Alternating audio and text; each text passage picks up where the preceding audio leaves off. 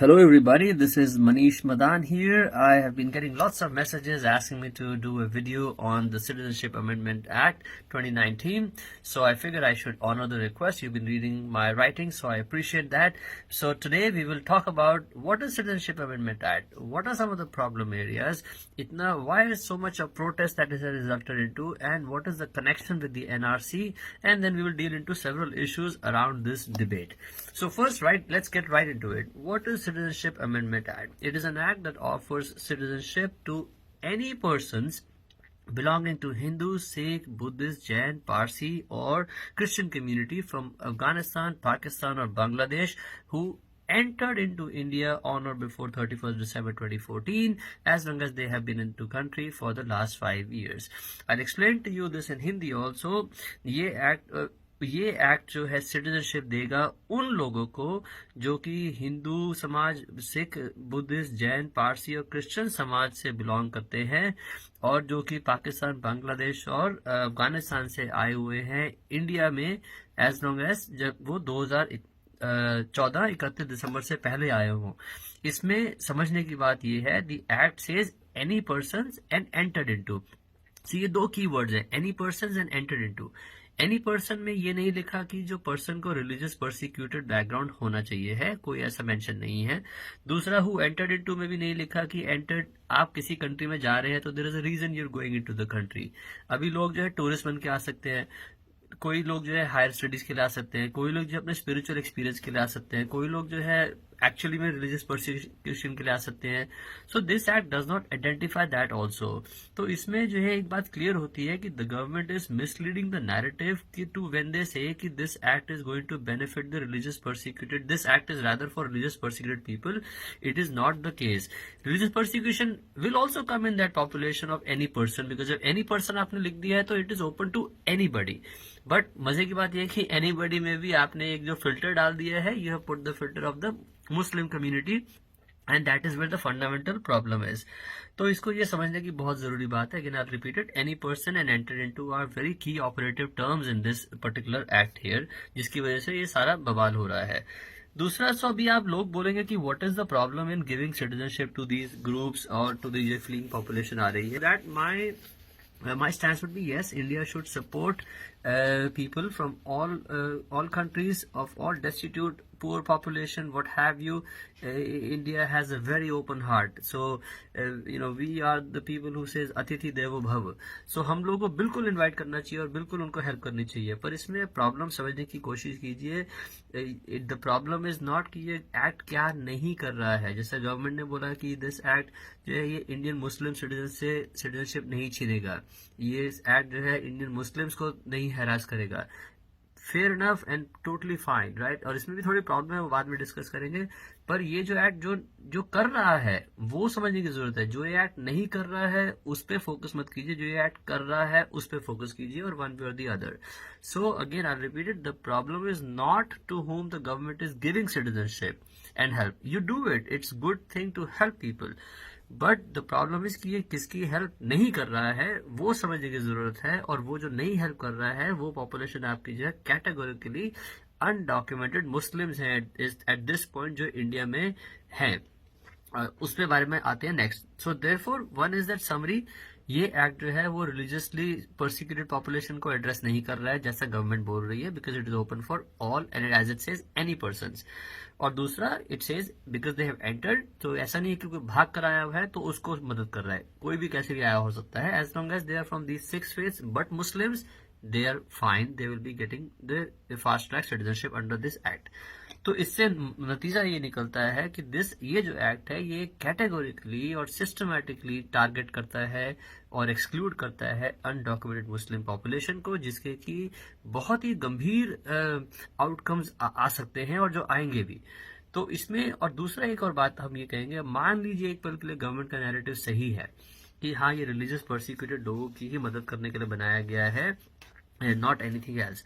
उस केस में भी अगर आप देखें तो इंटेलिजेंस ब्यूरो की रिपोर्ट से, ये की जो मेरे सामने है भी, जो कि ज्वाइंट पार्लियामेंट्री कमेटी को सबमिट की गई थी, only 31,313 people have been identified, जिसमें से कि 25,447 हिंदूज, 5,807 सिख्स, 55 क्रिश्चियन, 2 बुद्ध एंड 2 पारसीज हैं जिनको कि रिलीजियस परसिक्यूशन वाकई में है उनके कंट्री से, और जो इंडिया में है अभी तो उनको सिटीजनशिप दी जाएगी. And I am very glad, very happy कि उनको आप गवर्नमेंट मदद कर रही है. We should uphold government's effort in doing that. तो इससे मतलब ये निकलता है कि भाई ये जो 31,000 लोग हैं ये सिर्फ एक्ट इनके लिए नहीं है. अनफॉर्चुनेटली ये एक्ट इज फॉर एनीबडी, और वो एनीबडी में मुस्लिम्स क्योंकि एक्सक्लूड हो गए हैं. So therefore the problems are what we are seeing on the street today. अभी लोग कहेंगे कि what is your problem if it excludes Muslim population. Muslims के लिए पाकिस्तान है, बांग्लादेश है, अफगानिस्तान है, they can very well go there. So उसमें there are many fundamental problems. So let's talk about that. उसमें प्रॉब्लम ये है कि पहली बात तो ये देखिए, India is a republic, secular country. That's the fundamental part of it, जिसका कि कॉन्स्टिट्यूशन है. So when a country has adopted its constitution, that means that any government that comes into power, their role is to be a caretaker of the constitution, not to be the maligner. और so as a caretaker of the constitution, आपको जो constitution में आपको बस information दी गई है, आपको एक आर्टिकल्स दिए गए हैं जिसमें कि fundamental rights of the citizen दी गई है. You have to protect that. So you have to be the one to speak for the protection of the constitutional guarantees जो लोगों को दी गई है. सो मुद्दे में आते हैं कि प्रॉब्लम क्या है कॉन्स्टिट्यूशन में. 3 मेन प्रॉब्लम्स हैं इस केस. आर्टिकल 14 एक है जो कि कहता है कि इक्वालिटी बिफोर द लॉ. दूसरा है आर्टिकल 21 जो कहता है कि protection of life and liberty, और मैं इसमें एक्सप्लेन करूंगा इन अ मिनट. और तीसरा कहता है कि amendment 42 which is the secularism amendment. तो आर्टिकल 14 पे आते हैं. It is says it right to equality. वो ये कहता है कि and I quote, the state shall not deny to any person equality before the law और equal protection of the laws within the territory of India. तो इसमें मतलब क्या निकलता है कि it says any person, again remember that the term here, right? When it says that the equal protection of law hai, what it means is tomorrow, let's say if somebody from South Africa, somebody from America comes to India, right? Should they not be given equal protection under the law if something goes wrong? And the government thinks that this equal protection does not apply to people within the territory of India. It sends a critically wrong message to the global community also. So इसमें जो है, so now why is it a problem? Because you have picked on targeting just one minority community and treating them differently under the law, because now Citizenship Amendment Act is a law of the land. So now that law of the land is treating 6 communities differently and 1 community differently under the law, and that is an outright violation under the constitutional guarantees that are given, fundamental guarantees under the article 14 in this case. दूसरा आते हैं article 21 के ऊपर. So let's come on that. That one says protection of life and personal liberty. That says no person shall be deprived of his life or personal liberty except according to procedures established by the law.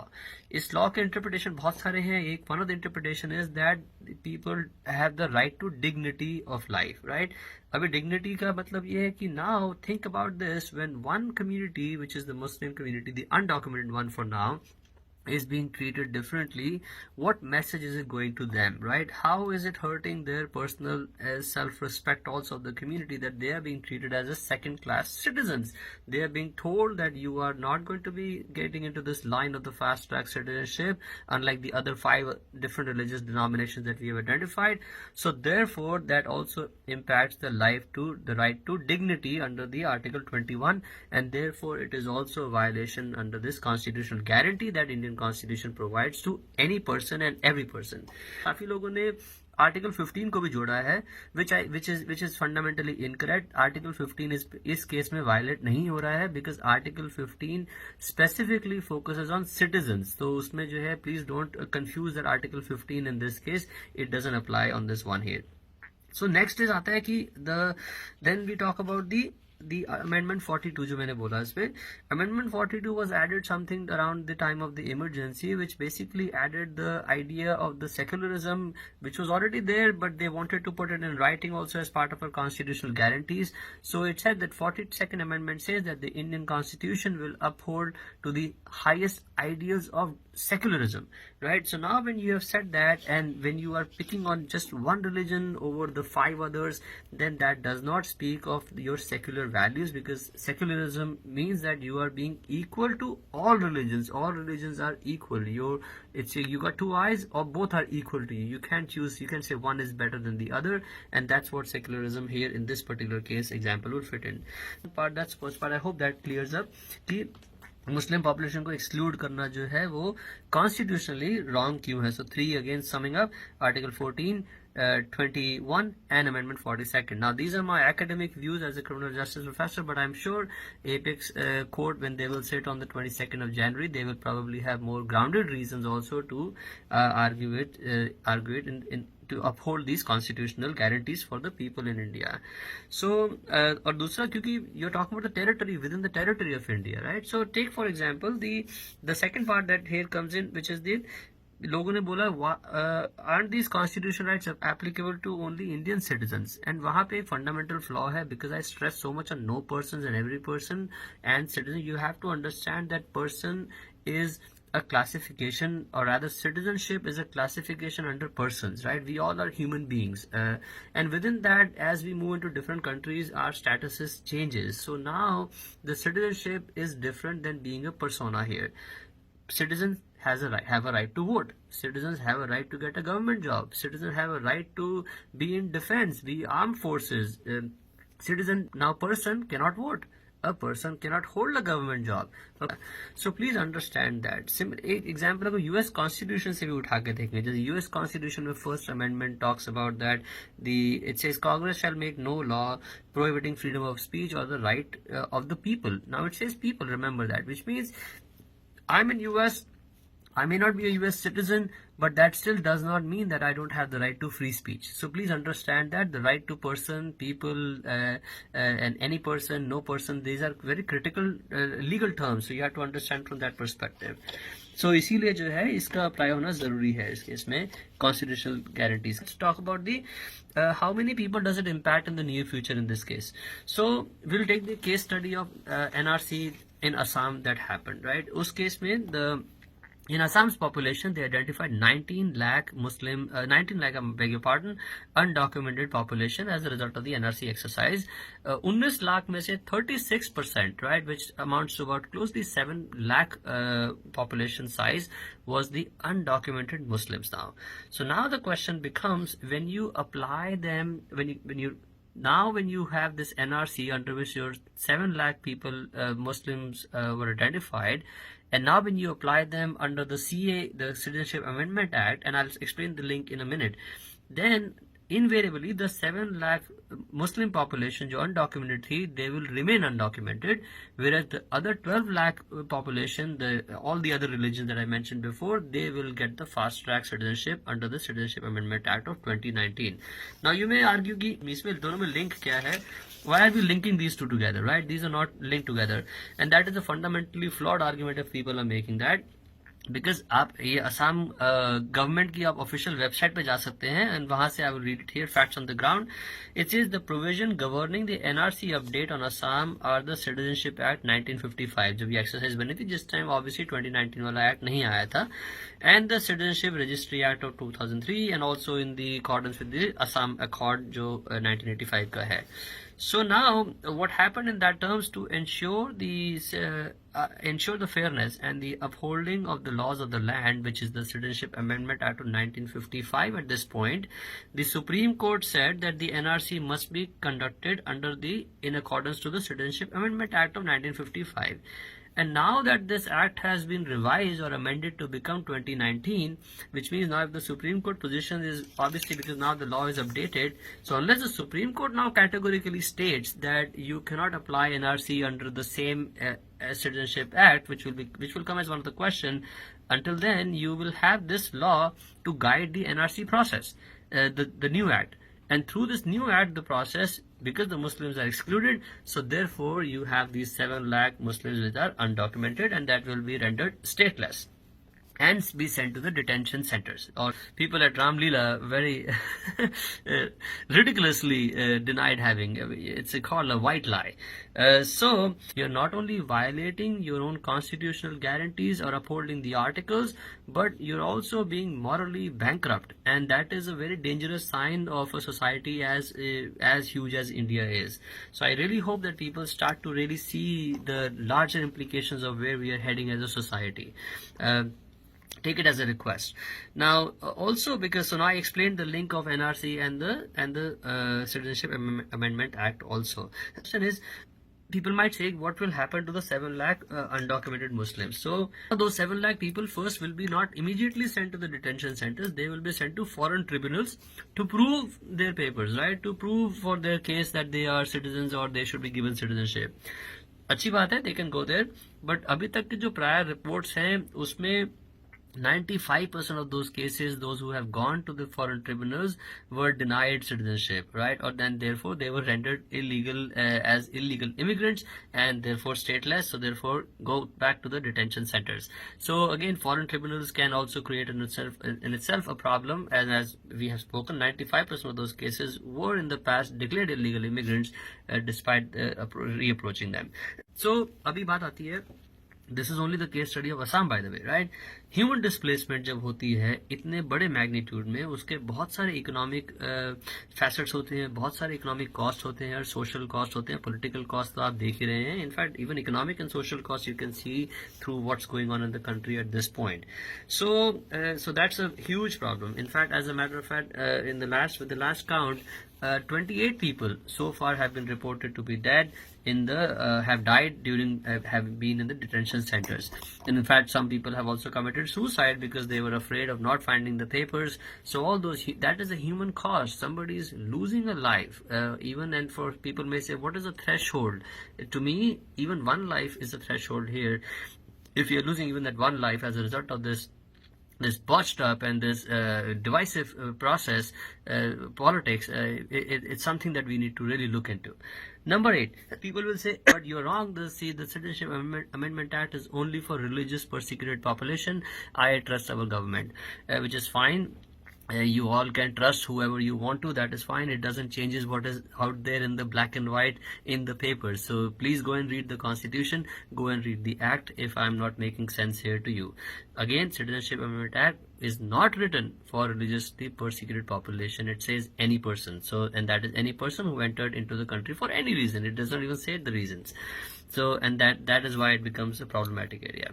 So now the question is, what is wrong with sending the illegal immigrants to detention camps? I think the answer to that, my answer is the fact that you're asking this question, what is wrong in sending people to detention camps in 2019 onwards, or any time in our history, there's something problem. You probably need to rethink about, reevaluate the life choices you want to make for yourself by asking that question. But being more concrete here, what is wrong in sending the illegal immigrants to detention camps? It is wrong because it violates India's constitutional guarantees that are given, and also because there's also a problem of the discrimination that comes as a result of that in terms of the targeting of the certain communities. So now the question becomes, what are the long-term implications? इसके long-term cost क्या है nation को, हमारे country को, and let's talk about that. So again, मैं NRC Assam का ही example use करूंगा. असम के एक्सरसाइज में 10 साल लगे उस एक्सरसाइज को करने के लिए. करीब 52,000 एम्प्लॉयज लगे. 52,000 employees were government employees. Resources were use in the human man power.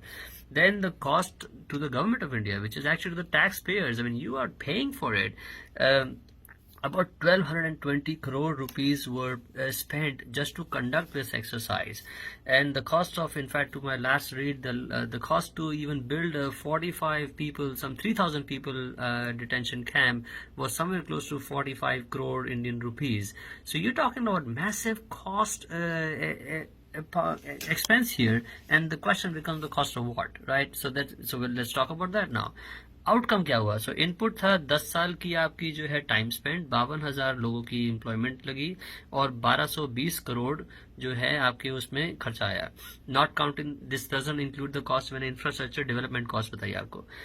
Outcome क्या निकला? The outcome is only 19 lakh people were identified in this NRC Assam exercise, जिसमें कि and you can now calculate 1220 crore को divide कीजिए 19 lakh से, तो you will know कि per बंदा कितना cost आया to identifying this undocumented people, और उसमें भी 7 लाख लोग जो है वो जाएंगे इन camps के अंदर. So now it is for you to think as the citizens of India, as the taxpayers of India, is this something where you want the government to spend the money on? Well, we have to really see the longer implications here. दूसरा ये कि आप ये देखिए country की economy तो shambles में है, right? Highest unemployment we have that, lowest foreign investments we have the highest withdrawals of the foreign direct investments. Education में the country has said, in fact in JNK they actually cannot even invest the money because of the lack of funds of the government. There's a report on that. You don't have the infrastructure, right? Should you be investing in the money in the building the better infrastructure, in building better roads, so the young students don't die as a result of a pothole or as a result of a hoarding falling on them, right? Or you want to invest the money in the healthcare, which is where the children don't die to the midday meal scams, or to the AES, or where the doctors are not abused in India, where you have the soldiers. A lot of right-wing politics talks about the whole army, the law enforcement. Don't you want your money to be spent on police reforms? Don't you want your money to be spent on the criminal justice reforms, on building up, making sure where the soldiers serving in Kargil and other hot areas, they have the appropriate resources, which is the snow glasses, the boots, and the requisite foods, etc. Don't you want your money to be spent on those places? So if you're really talking about being a nationalist, being a patriot, I think you have far more important places to spend the money on, rather than identifying and isolating people and polarizing people just based on a religious basis, which again is constitutionally invalid grounds to do that. Now the last question आते हैं इस बारे में कि does it impact Indian Muslims? That's the bigger question actually we should have.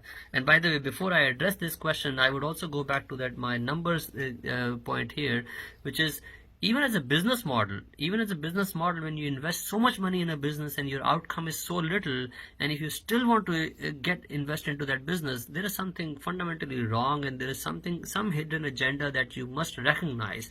Because no smart businessman, even if you want to, for the sake of it, you want to isolate a population, the undocumented Muslims, no sane businessman would invest money where your returns are so marginally poor.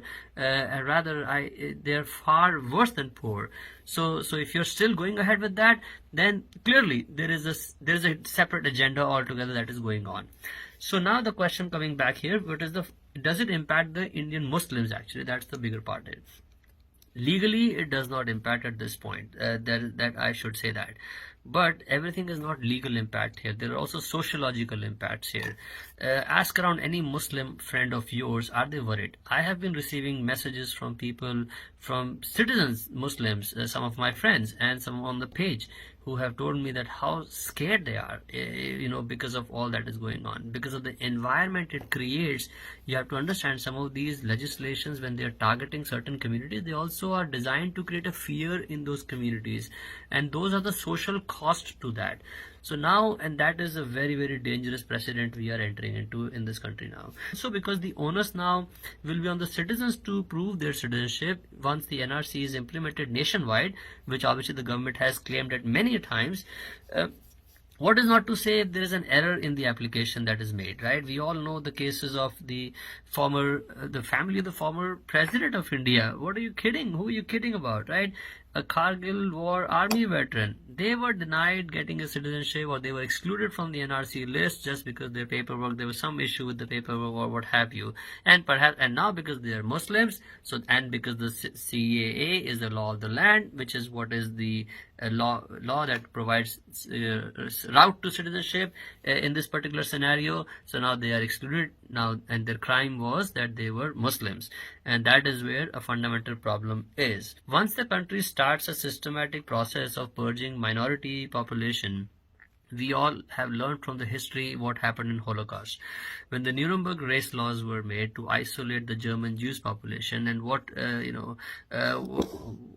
it resulted into, about almost 6 to 15 million people were exterminated systematically in a gradual process. And that is, again, I'm not doing a dog whistle here, but these are some of the historical facts that do exist for us to know about. Then South Africa, apartheid happened, which obviously discriminated against the black South Africans. It took about decades and decades up until 1990s, and you may have even heard about Nelson Mandela, who fought against the apartheid laws. These are, so now, because now you're isolating the people systematically, when you connect it with the foundation of the BJP government, which is so rooted into the RSS ideology, and that is when you start to connect things. One of the fundamental problems that I have experienced in explaining people is when they start to look at only a cross-sectional point of view, which is एक time point पे ही वो सोच रहे हैं, वो चीज़ों को long term पे कनेक्ट नहीं कर रहे हैं, and that is a problem. आप लोगों को इस पूरे मॉडल को लॉन्ग टर्म पे कनेक्ट करना पड़ेगा, right from the time of the origin of the RSS, then the Jansangh, then the BJP, and now obviously where we are. Usme, in fact, you add the Babri Masjid also as one of the case points here. Then you add Godra, and now here we are, now where we are. So you have to see things in a pattern, in a longitudinal fashion, to know why we are heading into a very, very dangerous territory at this point as a country. The last question is that, so do I have any solutions and do I have any suggestions for my beloved country? I actually do, for what it's worth. One is that government must legislatively bring new amendment to this amended act and make it religion neutral. You must remove all religion from it. Just say any person who entered into the country, and you have a cutoff date of 2014 already. So some people may question about the resources. India, obviously, India itself is a poor country. We don't have too many resources. I understand that. But if you really look at Assam as a case study, we only identified 19 lakh 19 lakh undocumented population. So 19 lakh के लिए हमारे पास जगह नहीं है क्या 1.3 billion लोगों में, as an example. And even if you extrapolate the 19 lakh population, I would fail to believe that we cannot accommodate those many people. Instead of spending the money that you already are, which is in thousands of crores, and that also number will jack up when you will do this nationwide exercise. So that's where the problem is, that you're talking about even from an evaluation perspective, this was a failed business model where you rather would use your money in a better way and also invest in the human capital that already is out there. The second is that, so first is government must legislatively bring new amendment to this act to make it religion neutral. दूसरा, delink the NRC with the CAA. ये dealing करना भी बहुत ज़रूरी है इसको CAA के साथ, because that is where the bigger problem is. Although I would tell you this here, it will imply that the Supreme Court has to reverse its position and say that the NRC should be done not under the CAA, the Citizenship Amendment Act, and perhaps there should be new guidelines that will be set up. Next is because this is the technical part here, because for every law of the land there is an effective date, that from the date it will be enforced. So now obviously it passed through Lok Sabha, through Rajya Sabha, President signed, now it's a law of the land, all that is good. But if you read the law carefully enough, it actually does not state that there is a date of the enforcement yet. In fact, I will read that to you here in a second. It says that it shall come into force on such a date as the central government may by notification in the official gazette appoint. So, which means that, and so far I haven't seen a government issued a date of enforcement of this law yet. So this law hasn't really come into effect per se at this point. What it means that the government actually can table this legislation, this Citizenship Amendment Act of 2019 indefinitely, in which case your 1955 will continue to be enforced. So that retracting the NRC exercise immediately, that is one, and also amending the Citizenship Amendment Act 2019 to make it religious neutral, and also tabling this existing act indefinitely. These are some of the three core solution areas that I can offer here. Now, last thing, which is my opinion here, which is India have this point been into almost second week of the protest now. About 25 people have been dead at this point. I don't know how many of them have been Hindus or Muslims, but it is the loss of a human life. Families have lost their loved ones forever. Please try to understand that. Let's not make it who's winning the war here. We are losing it. India is losing its social capital. India is losing its soul, and that is where we all should try to protect at this point. And what are we losing to? We are losing the innocent lives to the mindless politics of hate, division, and polarization. The country resources needs to be spent at far better places, I've explained earlier in my video. This NRC exercise, as we also understand, is a failed tactic from a business model perspective also, that I explained to you with the numbers. It's also a diversionary tactic from the actual needs of the country, uplifting economy, poverty, education, health reforms, police, judiciary reforms, criminal justice reforms, infrastructure reforms. So many things are there that the country needs to be done. Then people must really spend their time at this point in uniting and healing the country at this point, and holding the governance accountable to the needs of the ordinary citizen. एक आम आदमी को प्याज चाहिए है, एक आम आदमी को पार्ले जी का बिस्किट चाहिए है, एक आम आदमी को एक साफ सुथरी कंट्री चाहिए है, एक आम आदमी को पोल्यूशन फ्री कंट्री चाहिए है, एक एनवायरमेंटली क्लीन कंट्री चाहिए जहाँ पे उनके बच्चे सेफली पढ़ सकें और ग्रो कर सकें, जहाँ पे कि वायलेंस अगेंस्ट वुमेन ना हो. आपकी we have been now the first, we are the most dangerous country when it comes to the violence against women. So there are so many core issues that exist in the country, and now the government has time and resources to polarize people on these mindless and divisive issues, and that is really a disturbing note for somebody who has observed Indian politics for a while and being a critical observer for that, I would say that. So on that note, stay safe and keep warm. It's getting cold. Get your mufflers out. And one thing that people have also asked me, what can we do at this point? Organize, study, get educated, and organize again, because now you're talking about a democracy that is hinging on the numbers. If you don't have the numbers, if you not organize yourself, then again you will lose the narrative once again. So on this note, you guys have a great day. Thank you for watching. I will look forward to your comments and your responses. Stay warm and stay secular. Take care, guys. Bye bye.